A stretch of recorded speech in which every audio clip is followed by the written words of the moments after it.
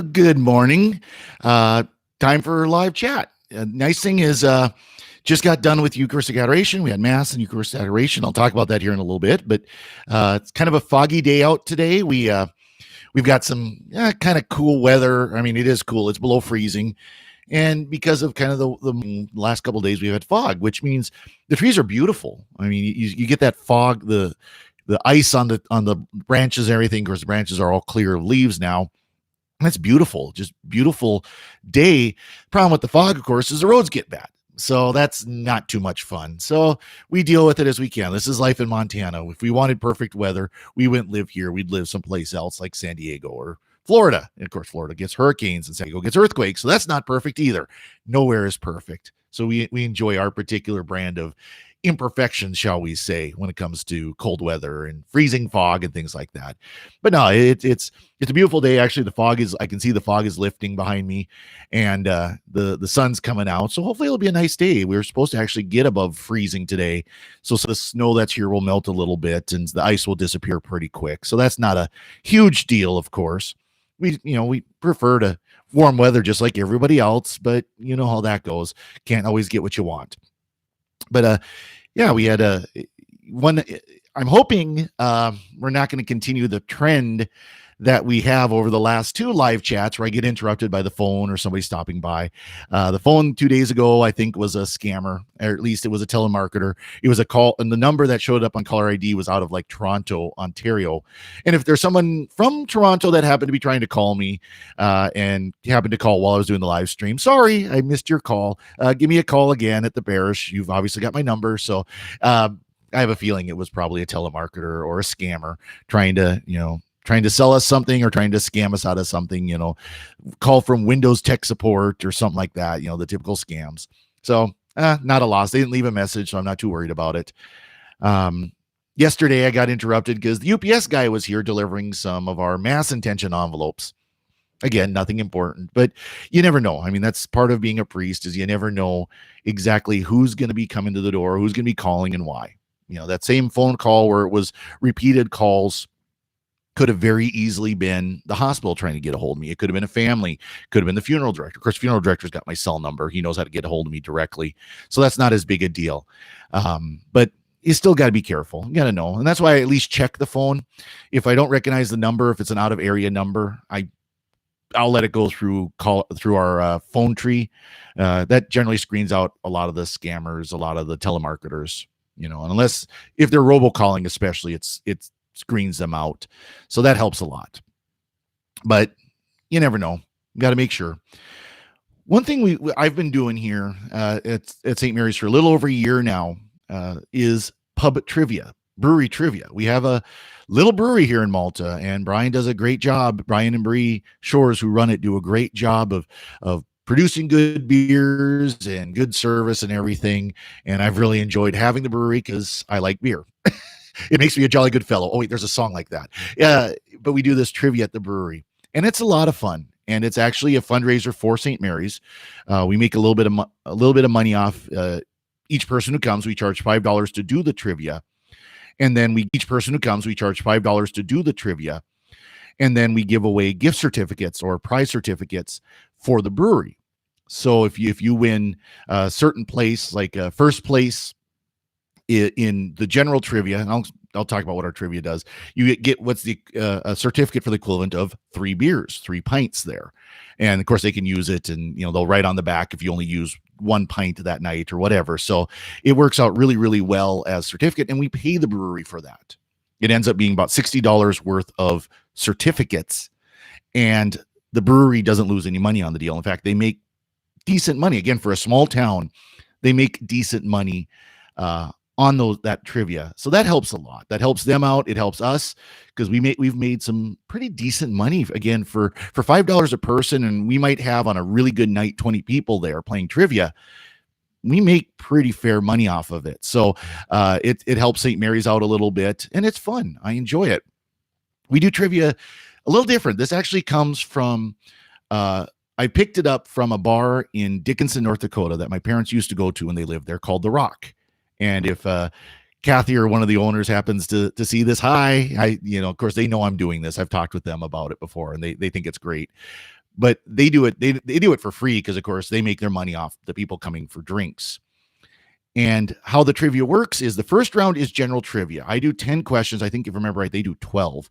But do 10 questions of just anything and everything. I always comment it's anything and everything I can find on the internet and make into a question. So there's lots of trivia sites out there. There's lots of general information out there. There's statistics sites. Statistics sites are great, by the way, for if you need to do a tiebreaker, in which what we do the 10 questions of just general trivia, general whatever it might be, and then a tiebreaker question where it's a number and it's a guess. It's not going to be something anybody's going to know off the top of their head. How many Big Macs are sold in a year? Nobody knows that. I haven't done that question yet. I'm going to have to remember that one. No one knows that, but you can make a rough guess knowing the kind of service that McDonald's has, the number of McDonald's there are throughout the world, and all these things. So stuff like that. And it works, that works well. And that's an individual round. So each person does their own general trivia. The second round we do is a team event because it's a little more difficult, a lot more difficult, actually, if you tried to do it as an individual. And it's music. Now, I don't mean trivia about music. I play about a minute, give or take, of 10 songs, a minute each of 10 songs. And you have to name the title, the artist, and the year of that song. When did that year come out? Or what year did that song come out? It's a lot of fun because people really get into it. They enjoy the music. I try to get a variety appropriate. I do try to watch the language a little bit. I don't be strict about it, but I do try. It wouldn't be good if a priest is naming something like, Sir Mix-a-Lot, something like that. I try to avoid stuff like that. But 60s to 90s pop generally, and then classic country up to modern country. Of course, around here in Montana, a lot of people listen to country. They listen to recent country, which is more pop anyways. It's more like 90s pop, 80s pop anyways. So we listen, I try to get a variety, and people have a lot of fun. And sometimes people do really, really well. Sometimes teams do really well. We had, you get 6 points per song. 2 points if you get the title, 2 points if you get the artist, and 2 points if you get the year perfectly. You nail the year. If you're 1 year off either direction. So I say song from 1985. And if you choose 84 or 86, you get 1 point. You choose 85, you get 2 points. So there's 6 points possible per song. So 60 total points. And last night we had one group that got 49 out of 60, that's really good. I mean, they only missed 5 things and maybe a year. So, and most of those are probably years, if I remember right. So they did really well. Sometimes if I get a little too tricky, they might not do so well. I want to get them about that 30 to 40 range anyways. If they're getting about half of the points, I'm doing it about right. So anyways, we do that last night. It was a lot of fun, and as always, and we had a good turnout, and people enjoyed it as always. And we had with Thursday night football, they've got big screen TVs there. So we turn the volume down, but we have the game at least running so people can watch that kind of between rounds and everything, and while they're waiting for the next question or the next song. So it makes it kind of an event for the evening. And of course, people come early and they have a beer, and then they'll have a beer during the tournament, during the trivia, and then they'll stick around and have another beer. And of course, at that point, Montana said they've had enough because the state of Montana only allows brewery tap rooms to serve 48 ounces, 3 pints. And this brewery, like many in Montana, does serve 16-ounce pours. So the state of Montana says they can only have 48 ounces. So after their third, maybe they'll go somewhere else and have another drink, or maybe they'll go home and have supper, or if they haven't had supper before they come. So it's a lot of fun. We really enjoy it. It's a great way to spend an evening. It's a little bit of work for me. It takes me a couple hours to put it together, and then I run it in about 40 minutes or so. But again, we make a little bit of money for the parish, so it's a very good thing. We really, like I said, we really enjoy it. So that was going on last night. Now, this morning with my coffee mug, I haven't held it up yet, but I picked this particular coffee mug, Father Zolsdorf's Say the Black, Do the Red. I picked this particular one because of kind of one thing I want to talk about. And, again, if you've got any comments, leave them. If you're not watching live chat, I see there's a couple of people watching right now. Good morning. If you want to say something in the chat, please do. I've got it where I can watch it. Otherwise, leave comments if you got some ideas on this. But recently there was a Pew survey, and I know most people who be watching this has probably seen that survey, where it said that 69% of self-identified Catholics. Now, we don't know if these are Catholics who go to Mass all the time, if they go to Mass on a regular basis, if they miss Mass, if they only go a couple of times a year, if they haven't gone to Mass in years. We don't know any of that. All we know is that these are people that when they took that survey about understanding of religions, self-identified as Catholic. And you can go to the Pew Research site and see the questions they asked. They post a lot of those questions. And they highlighted this particular one where they asked, summarizing, I don't have the actual thing up, but it basically says, at the Mass, the bread and wine, one, become the body, blood, soul, and divinity of Christ, or two, symbolize the body, blood, soul, and divinity of Christ. At transubstantiation, excuse me, I forgot that part. They said at transubstantiation, the bread and wine, and then one is become the body and blood of Christ. Two is symbolize the body and blood of Christ. 69% of Catholics said symbolize. Here's a hint. That's not what the church teaches. The first answer was correct. It doesn't symbolize the body and blood of Christ. It is the body and blood of Christ. Now, as a sacrament, we say that it is a symbol, an outward sign of an inward reality. But the inward reality is that it is the body, blood, soul, and divinity of Christ, the Blessed Sacrament, in the appearance of bread and wine. That is what the church has taught. Now, the word transubstantiation comes from St. Thomas Aquinas, whose mentor, St. Albert the Great, whose we celebrate his feast day today. But St. Thomas Aquinas gave us the word transubstantiation, but the concept of transubstantiation goes all the way back to the apostles. They understood it very early on, that what Jesus was telling them was, this bread, this wine that we broke at the Last Supper, it is my body, it is my blood. And they took that literally. He didn't go and say, no, I meant it as a symbol. I was just being allegorical. I was just telling another parable. No, he meant it literally. And he lost followers we see it in John chapter 6. He lost followers because of this. So this survey should worry us. This survey should concern us, because the fact is the majority of Catholics do not believe in the Eucharist as we understand it, that it is the body, blood, soul, and divinity of Christ. And that should worry us. A certain newspaper whose initials are NCR and not NC Register published a response from CARA, the which is kind of the USCCB's survey arm. They Center for Applied Research in the Apostolate, I believe is what the acronym stands for, where they said, well, the numbers were wrong because Pew wasn't clear. That answer, the question wasn't clear, which I disagree with, by the way. I think the question was very clear and the answers were very clear. Pew is an excellent research organization. Go back and look at their research from years past. They're an excellent research organization. They're highly, highly respected, as CARA is. CARA does a good job within the church as well.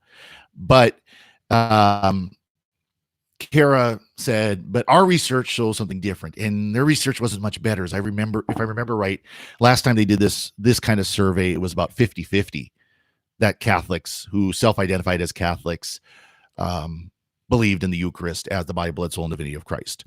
So their research doesn't really hold much hope either.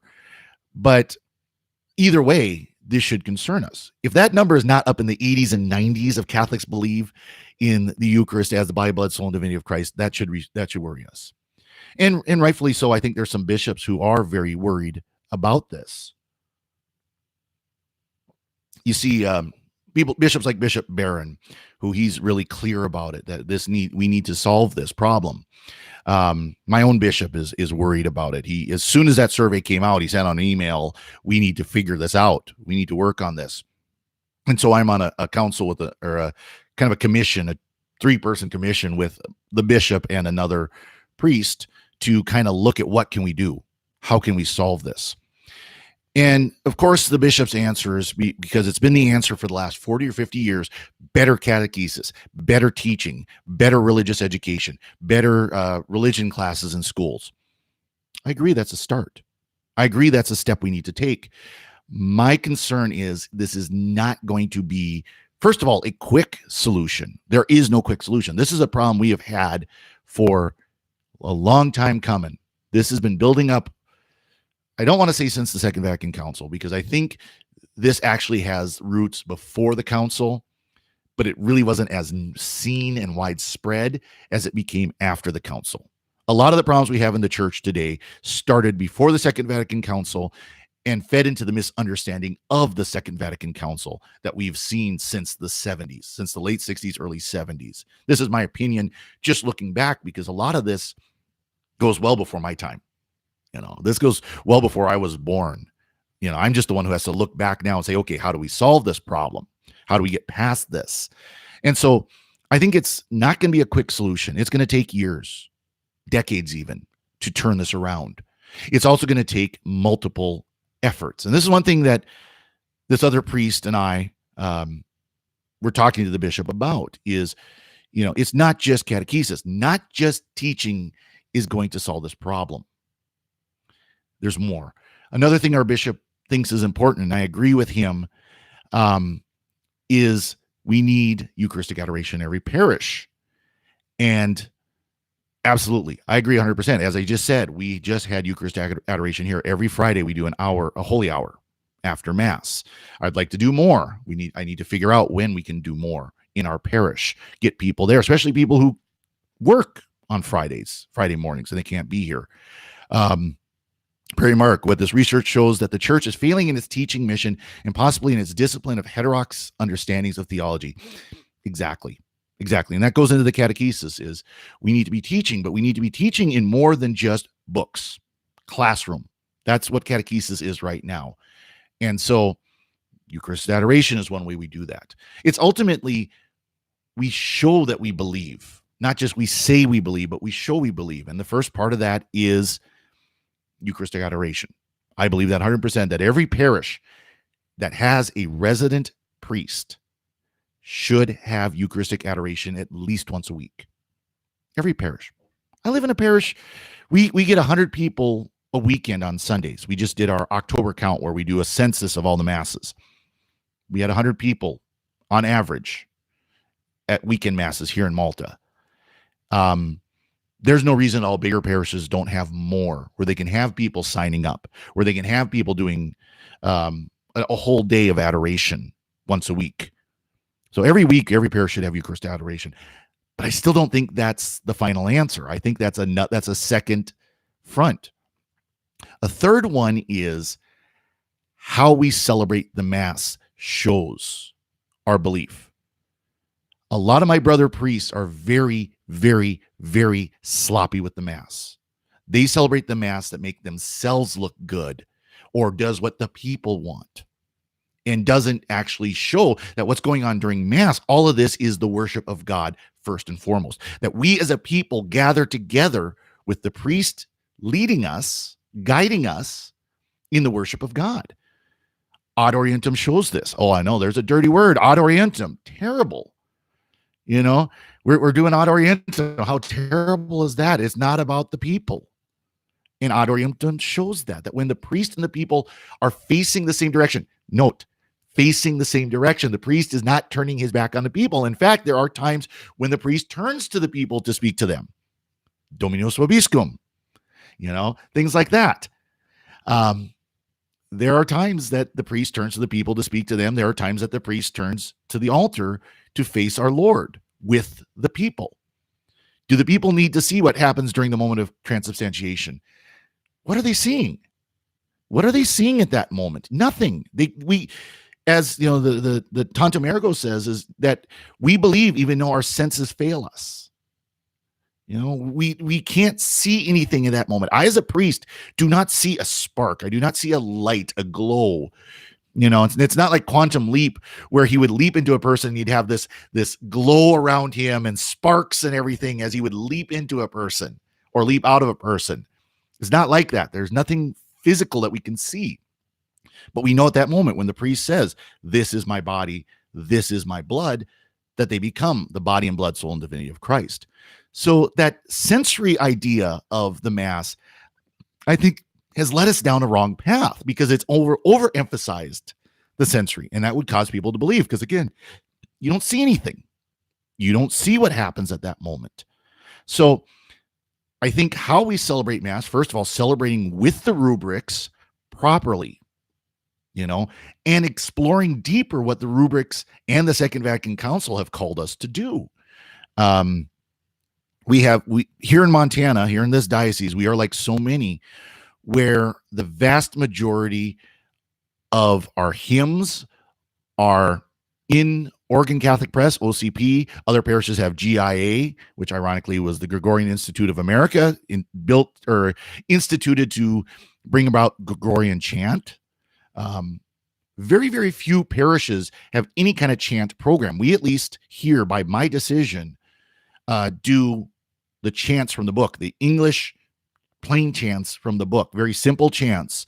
You've heard them, you know them, like the Our Father, things like that. Our Father, the Holy, Holy, the Glory to God, Agnus Dei, things like that are all chanted. But most of the hymns, the entrance hymn, the recessional hymn, are hymns. They're not chants. We don't do the chants, the introit and things like that are called for by the Second Vatican Council. The Second Vatican Council called us to restore the understanding of chant, to give chant a pride of place, to give Latin a pride of place. We don't do Latin here because a lot of people, as a priest, I have to make that decision. What hill do I want to die on? And right now, that's not the one I do, unfortunately. But a lot of parishes are like that. And a lot of parishes, there's fights against even doing the basic missal chants. And that's coming from staff. It's coming from parishioners. And sadly, it's coming from brother priests. Well, when we don't put our fullest effort into the Mass and celebrating the Mass properly and well and with beauty and reverence, people aren't going to believe that what happens there is more than just a communal gathering. And in my opinion, that's part of the reason. So we have catechesis, we have Eucharistic exposition and adoration.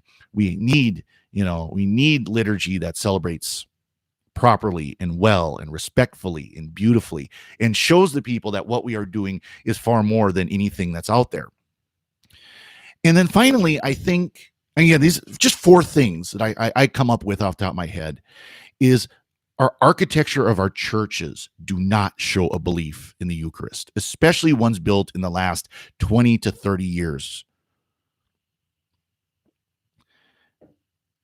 How many churches have we built that they're in the round, or at a minimum, a fan shape, halfway, like a rainbow shape, or even like a 3/4 circle shape?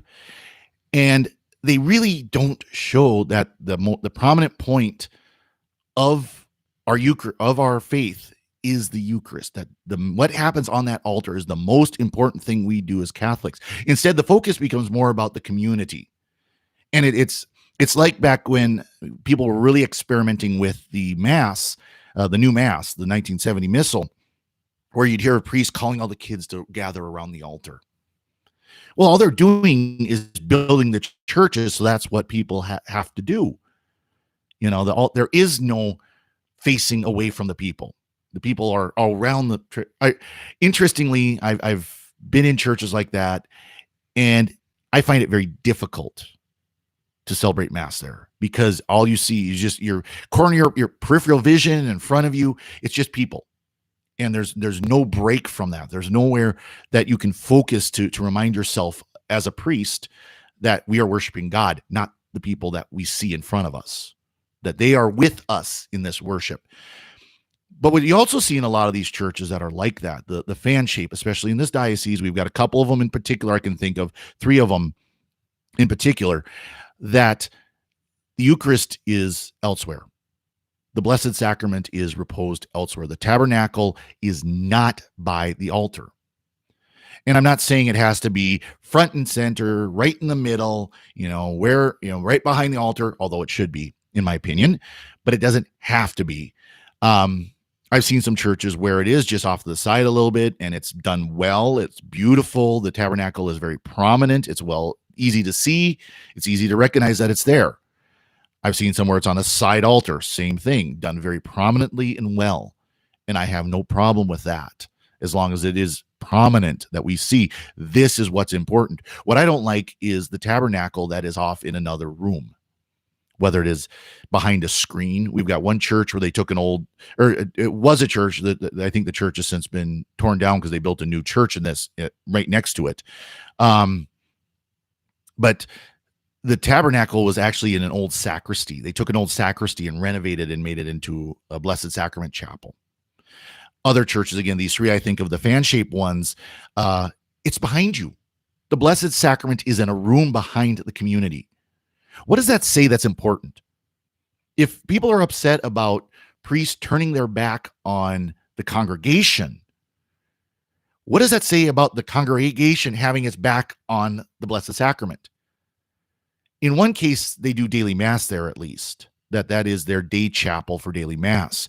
So at least 5 days out of the week, there's mass with the Blessed Sacrament in the tabernacle present. The rest of the week, the weekend, Jesus is forgotten, except for the few people that might go into the day chapel to pray before coming out for mass, which is rare, I can imagine, because he's forgotten. And so I brought this up to the bishop and said, Bishop, we need to pull the tabernacle out of these rooms. And, he did say that one church in particular was designed for it. Another church that was built a few years before that, it would be difficult to do. I don't think it would be. I think it would take a little bit of money to move some things around, but I think it would be very feasible and easy to do in that building. Just whether or not there would be an uproar to do that, because it would take a little bit of money to change up some of where the ambo is, where the choir is, where the altar, how the altar is set up in that building. I think it would take a little bit of work, but I think it would be doable. I think it would be very doable. Do they have the will to do it? No. This is not this parish was built with a certain theological mindset. Mark, you talk about heterodox understandings of theology. Exactly. And that's what this parish was kind of built and established on. And so now it'd be difficult to do. So this is how we get faith in the Eucharist back, is if we show by our buildings, by our practice, by our devotion, and yes, by our teachings, by our catechesis, by the preaching from the altar. I, as a priest, I try to preach that Jesus is there. A lot of times when I do my homilies, of course, if you go to my website, frcorey.org, and listen to my homilies, you can't see me. All you can hear is what I'm doing. But I hope it kind of comes across that you'll hear my voice kind of fade out, where I'm turned away from the microphone, because I'm pointing at the tabernacle and sometimes looking at the tabernacle as I do it. When I talk about that we are called to follow him, and I point at Jesus in the tabernacle, I try to let my preaching show the faith in that, so I can help the people have that same faith in Christ. And one thing I am very grateful for, and kind of surprised, honestly, all three of the churches I am at right now have the tabernacle behind the altar. One of them, in the main parish here in Malta, it's on the old high altar. They put in a table altar, like so many churches did in the 70s. One of them in Dodson, they pulled the main altar out to make it the table altar. It's the same altar, and then put up a stand, like a shelf that the Blessed Sacrament is sitting on. A nice shelf. I mean, it's respectful, but it's just a shelf that's hanging from the wall. And then the other one, Seiko, they cut down the old altar, put a new altar in, and the tabernacle is still on the old altar as well. So at least the tabernacle is where it belongs in these churches, and I'm very grateful for that. I'm grateful that my predecessors never changed things up too much, but knowing at least one of them that was here before me, he's fairly solid, conservative, liturgically. He's very solid theologically. He's a brilliant Bible scholar. We've had him for classes, and he's absolutely brilliant. So I don't see him wanting to make those kind of changes. So that's what we need to do. And I'm open to more suggestions. I'm open to hearing more. What do you all think? Those who might listen to this later, please leave a comment. I want to hear what you have to say, because this is something that needs to concern us. We need to get back to solid teaching in our faith. We need to get to solid practice and belief, and showing our belief in that presence of Christ in the Eucharist. That's what's going to bring people in. If they see that we believe in something that strongly. And that's something that feeds us and gives us life and gives us hope and gives us joy. That's ultimately what's going to bring people in, not peppy music. I actually had a deacon, I know I've commented other places, that a certain deacon in my diocese said, "Oh, our church, one of these that's in a horseshoe shape, by the way, we're going to start doing more zippy music. That'll bring the kids in, right?"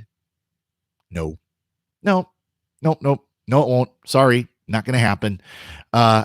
If kids want zippy music, first of all, the fact you're calling it zippy music, teenagers are going to go, bye. They're not interested. They want that kind of music. If they want upbeat music, if they want music that they like, they're not going to come to church. They're not going to come for a faster version of David Haas or Hagen. They're not, as much as I like Matt Maher, and I think some of his music is very good for meditation, for reflection, for just listening to, having his music at Mass is not going to help. It really isn't. What brings them in is that we as Christians, we as Catholics can say, we've got something the world can't give you. You can look to the world. You can look to your stuff. You can look to your iPhones or Android phones. You can look to your cars, your houses, your whatever you have, the entertainment of the world. We've got something that the world can't give you, and that's Jesus. Jesus present in the Eucharist. And no other church out there, other than, say, the Orthodox or other, real churches, not ecclesial communions, as the Second Vatican Council calls them, the Lutherans, the Methodists, and so on. No other church can promise you that. We have Jesus present in the Eucharist, and he is always here waiting for you to come say hi to him. So that's my thoughts. That's my ideas. This is not a short process. This is not an easy process. This is going to take change on our parts, those of us who are Catholic, those who are faithful followers of Christ. This is going to take work on our part, but we'll get there. And of course, brother priests, if you happen to watch this, remember, say the black, do the red. Follow the rules, follow the rubrics, say what you're supposed to say. Don't make up the Mass on your own, because it's not about us. It's not about you. It's not about me. It's about Jesus. That's why we became priests. I hope it's why we became priests. That's why I became a priest. And hopefully my brother priests can echo that. Not all might be able to say that, unfortunately. We're all human. And I'm sure there's some priests who became priests because it's an easy 3 hots and a cot. If you're not familiar with that term, 3 meals and a bed. You get a place to stay. You get your utilities covered. You're pretty, as priests, we can live a pretty comfortable life, at least here in the United States. So, anyways, that's what I have to say. I hope you have a good day. We didn't get interrupted. This is kind of a miracle. Of course, the phone's going to ring like right now. No, I'm just kidding. But thanks for watching. Let me know what you think. Let me know your ideas. Let me know what you'd like to hear me talk about. These are supposed to be chats. I want chats. And, thanks to Scott and Mark for both jumping in and sharing a little and, adding to the conversation, adding to the chat. So anyways, thanks for watching, and God bless.